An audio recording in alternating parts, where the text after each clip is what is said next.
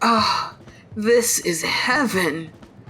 Link sank into the pool of steaming water, feeling every muscle in his body relaxing one by one. A bath like this almost made up for the stone bed the Gorons had provided for him.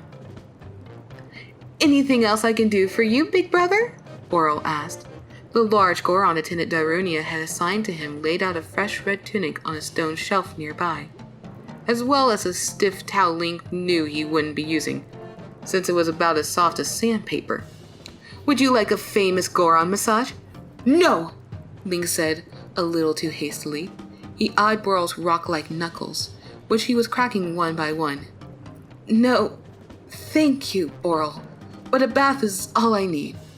"Okay then," Boral grinned widely. "Darunia had some human food brought up from Kakariko. I'll go set it out for you." He stumped away into the adjoining room. With a luxurious sigh, Link slumped down into the hot water until it came up to his chin and stared up the rough stone ceiling. When he had first ventured into Goron City, he hadn't expected to be very comfortable, since the entire city had been hewn out of the rock of Death Mountain. The Gorons were tough, so everything around them was hard and sharp. Even their food consisted mostly of rocks. But one of the perks of living in the heart of a mountain was that they had no shortage of hot springs. After dunking and scrubbing his sweaty hair and the sooty streaks of blood and grime from his body, Link relaxed once more against the smooth side of the pool. Potions had healed his wounds, but they could only do so much for the lingering aches that came from clobbering a dragon to death with a hammer he could barely lift with both hands.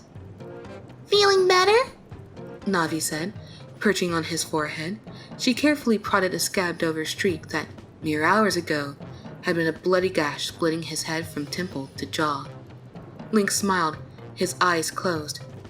"Much." The little fairy fluttered around him, critically surveying the cuts and bruises coating his body from head to foot. A steady diet of red potions kept him alive, but it seemed that as soon as one wound healed completely, 5 more took its place. Even though he couldn't see her face, Link knew exactly what she was thinking, so he wasn't surprised when she said softly, "You ever think of slowing down a little?" He sighed. "You know I can't do that, Navi. Everyone's depending on me." And the weight of that knowledge was like carrying Big Goron on his back. "I didn't mean you should stop," Navi said. "But you won't be able to help anyone if you get yourself killed, or so badly hurt that even you can't get back up again." She hovered right over the enormous burn scar seared across his chest. The burn snaked around to his back as well, since he had to roll to put out the fire right as Volvagia had blasted him with another stream of his fiery breath. There weren't many wounds a red potion couldn't fully heal, but Link had a feeling it was due to the black magic that had twisted Volvagia.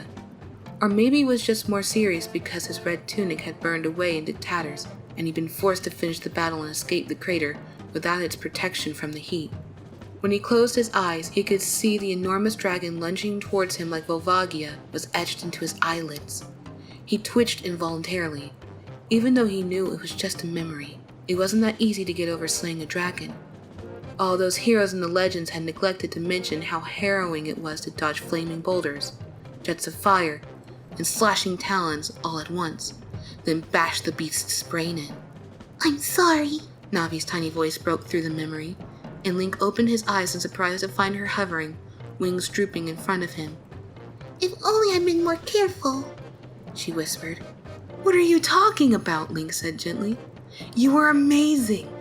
There was so much to keep track of. I wouldn't have seen that boulder that almost flattened me."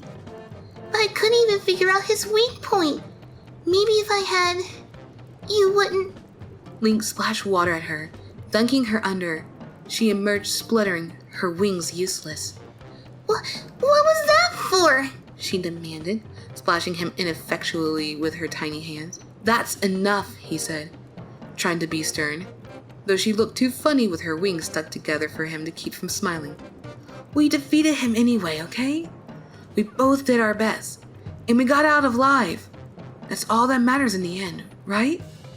She looked up at him for a long moment, then tipped back to float leisurely in the rippling waves around him. "I'm supposed to be the wise one." Link smiled and tucked his hands behind his head. "Hey, I was the one who found Volvagia's weak spot. You can let me do the lecturing for once.